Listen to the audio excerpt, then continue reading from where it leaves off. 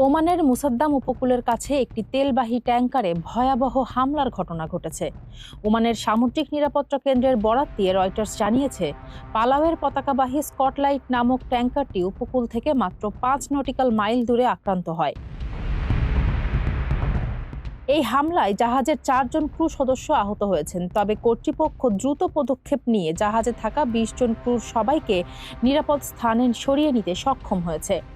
এর আগে ওমানের রাষ্ট্রীয় গণমাধ্যম জানিয়েছিল, দেশটির ডুকম বন্দরে 2টি ড্রোন হামলা চালানো হয়েছে, যাতে 1জন বিদেশি শ্রমিক আহত হন।